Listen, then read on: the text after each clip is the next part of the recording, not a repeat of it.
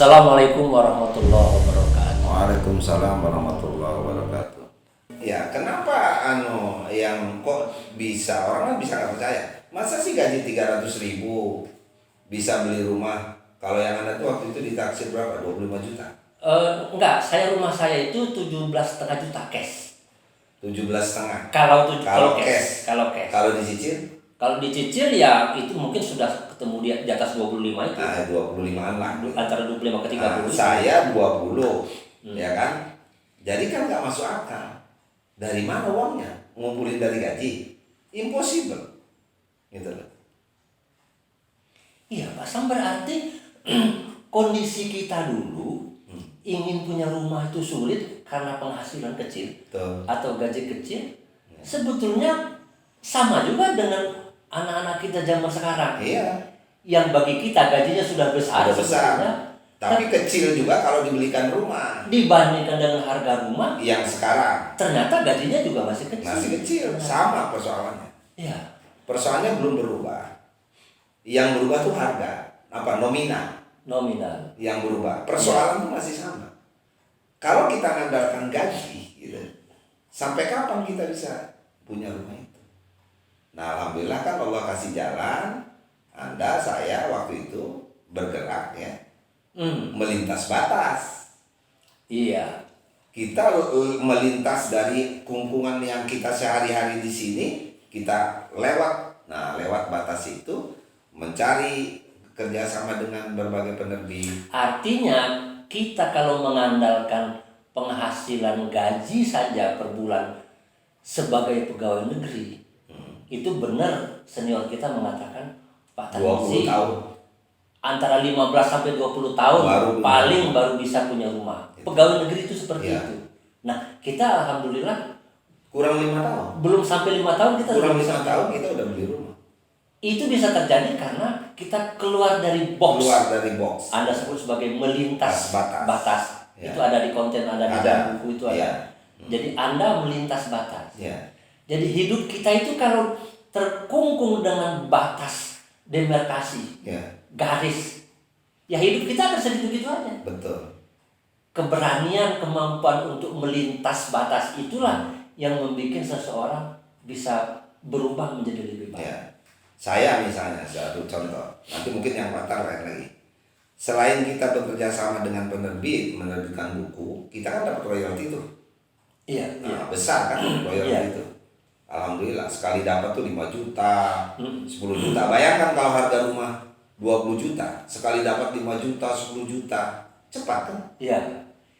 Istilah kata 1 tahun juga lunas. Nah, untuk hari-hari yang gaji kita, kalau istilahnya dulu kita seminggu habis kali ya. Iya.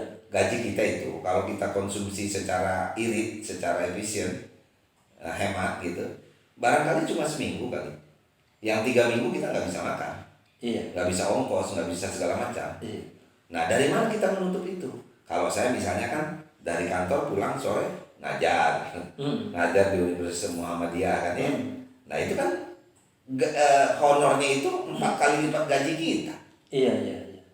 Ya, saya Anda ingat nggak? Iya. Saya diberi kesempatan oleh Mas Johan jadi dosen di Trisakti. Betul. Dapat tambahan. Iya. Kemudian Pak Rahman Saleh ngajar Jadi saya. kepala sekolah. Menjadi kepala sekolah. Saya menjadi kepala sekolah SMP di Tanah Abang. Nggak ngajar lagi langsung. Jadi manajer. Gitu loh. Sekolah swasta loh. Iya. Lebih mahal kan gitu. Nah itu jadi ada bagaimana kita melintas batas itu ya untuk keluar dari kesulitan yang ada tadi.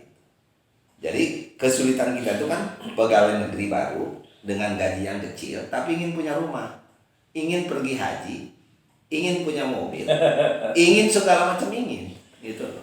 Iya. Pak Sam, anak-anak sekarang menyebutnya kita harus berani keluar dari zona nyaman. Betul. Kurang apa sih jadi pegawai negeri zaman kita itu kan? Iya. Udah segala-galanya deh. Orang tua saya di Palembang, saya menjadi pegawai negeri itu Bangga sekali. Bangga sekali. Iya. Gitu kan ya. Tapi teman saya sempat nanya, "Tar, situ berani di Jakarta jadi pegawai negeri?" Iya. Memang betul. Iya. Kalau saya cuma menikmati pergi pagi, pulang sore, bolak-balik tiap hari, mengandalkan gaji, itu sudah hidup sebetulnya di Jakarta. Tetapi ingin punya rumah, ingin naik haji, gitu kan. Dia nggak bisa, pengen punya mobil, nggak bisa. Jadi kita harus berani keluar dari zona nyaman yang Anda sebut sebagai harus melintas batas. Kira-kira. Sama. Tapi kan problem-problem itu kan tetap saja berbeda ya. Pasti. Tantangan berbeda. Pasti. Untuk anak-anak sekarang itu menurut Anda gimana? Ya tadi, jadi kembali kepada saya bilang tadi, latar belakang pendidikan, latar belakang agama, latar belakang sosial budaya, itu kan mempengaruhi sikap kita bagaimana menghadapi kehidupan. Dengan semangat bagaimana kita percaya diri bahwa kita bisa bermanfaat untuk keluarga dan lain sebagainya itu. Toh kita juga ke kantor juga ada latar belakang keluarga, ke kampus ada latar belakang keluarga, ke dunia lain juga ada latar belakang keluarga. Artinya didorong oleh bagaimana ingin keluarga yang bahagia, sejahtera lahir batin. Itu kan akhirnya kita mencoba terus bekerja keras. Jadi anak-anak sekarang juga kalau mikirnya tidak sendirian, dia berpikir bahwa ada apa di belakang ini, ya insya Allah itu bisa diatasi. Artinya keluar dari zona nyaman atau kemampuan untuk melintas batas itu harus juga dengan menggali berbagai potensi yang kita miliki. Ya. Potensi itu macam-macam, bisa material, bisa juga immaterial sifatnya. Dorongan keluarga kalau saya pasang pertemanan, umpamanya. Saya harus akui di sini. Rusdi Zakaria, teman saya pada waktu itu, itu begitu mendorong saya sebetulnya. Dia tidak bermaksud begitu barangkali gitu kan ya. Mas Johan, almarhum Johan Effendi, itu tiba-tiba dia manggil saya, dia memberikan banyak hal ke saya gitu kan. Sampai saya minta ke dia, Mas, saya ikut dong di Paramadina gitu kan. Itu dikit-dikit dapat tambahan. Nah, potensi itu pertemanan, keluarga. Kalau saya keluarga kan dari itu nggak ada di Jakarta Pasar. Kalau saya agak komplit, pertemanan juga oke, pertemanan juga iya seperti Anda dan kawan-kawan gitu ya. Ada Wito dan kawan-kawan gitu ya. Itu jadi banyak pertemanan juga itu yang makanya saya sebut bahwa melintas batas itu bukan hanya pertemanan tapi komunitas bisnis, pertemanan gitu ya, terus juga perkantoran gitu kan ya. Terus jaringan di daerah itu loh. Jaringan kerja di daerah itu juga memotivasi kita untuk bangkit gitu loh. Bayangkan Anda itu, saya gaji 350.000. Pulang Natal itu 4 juta atau 3 juta pulang. Enggak pulang-pulang, Natal seminggu. Itu ke satu Kanwil kalau ngasih ya 3 juta, paling sedikit 3 juta. Coba kalau 2 kali berangkat dalam 1 bulan. Gaji kita berapa? Jadi dari situ ya kita melintas gitu loh untuk bagaimana mencari jaringan. Kan saya dengan Anda kan masuk ke Jawa Barat, ke Jawa Tengah, Jawa Timur. Itu kan luar biasa. Secara ekonomi sangat membantu. Saya mendapat satu hal dari Anda. Artinya kalau pakai bahasa agama silaturahmi. Sebetulnya silaturahmi itu adalah potensi yang sangat besar untuk memajukan kehidupan kita.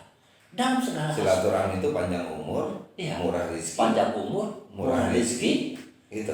Dan diampuni dosa oleh Allah. Nah gitu. Jadi rahmat semua udah. Gitu. Jadi orang sekarang nyebutnya relasi kan. Anda punya relasi bisnis di sana sini kira-kira gitu kan ya. Kenalkan Will umpamanya di berbagai tempat gitu. Sekarang kan anak-anak yang online itu kalau dia nggak punya follower itu silaturahim semua kan itu sebetulnya. Jadi ya saya kira cuma kita dulu manual kan ya. Nah, kita silaturahimnya manual, nggak secanggih kayak sekarang gitu loh. Tapi itu sangat membantu. Itu tadi kembali bahwa kalau kita berpikir, kalau kita berpikir sebagai pegawai ansih gitu ya nggak bisa dong. Jadi fisiknya dia adalah pegawai, fisiknya dia birokrat, tapi pikirannya dia entrepreneurship-nya harus tinggi. Kita itu sesungguhnya sudah punya sikap meskipun gajinya tinggi, andaikan gaji tinggi. Kata orang sekarang itu setinggi-tinggi gaji yang kita dapatkan, lebih besar lagi, lebih tinggi lagi uang yang dimiliki oleh bos. Betul. Gitu kan ya. Betul. Nah, menjadi bos itu tidak lain adalah mengolah kemampuan entrepreneurship yang Anda sebutkan tadi. Entrepreneurship itu macam-macam kan? Iya. Kalau kayak Anda kalau nggak salah masih tetap juga dulu itu kan di kegiatan persetakan kayak gitu dulu. Itu saya mau bilang bahwa misalnya begitu besar pengaruh perbukuan itu di dalam hidup saya. Gitu loh. Anda jadi saksi saya kira. Kecil-kecilan dari tahun 80 saya udah bangun percetakan. Iya. Itu kan dunia buku. Iya. Walaupun kita belum jadi penulis buku waktu itu, ya kan? Tapi kan begitu masuk ke dunia birokrasi, ada sentuhan itu, ada dorongan untuk masuk ke sana. Tiba-tiba malah jadi di situ. Iya. Malah jadi di penulisan buku itu. Iya. Nah, kita secara individu dan kolektif itu merasa punya prestis yang tinggi sekali waktu itu karena kita eksistensi kita dihitung oleh teman-teman baik di pusat maupun di daerah sehingga kita punya relasi, punya silaturahim yang banyak sekali. Umur kita masih muda-muda sekali Iya. Kita bergaul sama orang-orang kakek-kakek, orang-orang yang udah mau pensiun, yang pengawas, kepala sekolah. Kita kan guru baru istilahnya kalau di sekolah. Tapi kita harus ngajarin, harus membimbing senior. Nah, ini kan luar biasa. Iya, kita itu memang dulu tuh sudah melintas batas secara tidak kita sadari rupanya ya. Kalau Anda bicara tentang buku, kalau kayak saya sudah jelas kalau kita bicara buku paling juga berpikir tentang bagaimana menulis buku, membaca buku, gitu. Tapi ketika kita jalani, ternyata kita juga harus menyentuh bagaimana mencetak buku. Lalu kemudian bagaimana menjual buku. Anda lebih berpengalaman dalam hal yang teknis seperti itu. Lalu ketika ada penerbit yang kenal sama kita lalu ikut cawe-cawe. Ikut cawe-cawe urusan teknis penerbitan buku. Tapi cawe-cawe positif ini. Cawe-cawe positif. Cawe-cawe yang positif. Ya, artinya kita sudah melebarkan wawasan. Melebarkan katakanlah kekuasaan yang kita miliki. Yang seharusnya kita itu cuma pada garis sangat terbatas, tapi kita coba keluar dari sana. Baik Pak Sam, saya kira ngobrol kayak begini kita mau teruskan lagi nanti pada kesempatan yang akan datang dengan judul atau topik yang berbeda. Tapi intinya kami sengaja dengan Pak Sam pengen sharing pengalaman bagaimana kami menjalaninya. Mudah-mudahan ada manfaatnya bagi kawan-kawan semua, pemirsa channel YouTube kita, dan silakan diceritakan kepada yang lain, kepada kawan-kawan semua, dimanapun berada. Jangan lupa subscribe tentunya. Terima kasih Pak Sam, terima kasih. Sama-sama Pak. Mudah-mudahan ada kesempatan. Sama-sama. Wassalamualaikum warahmatullahi wabarakatuh. Waalaikumsalam warahmatullahi wabarakatuh.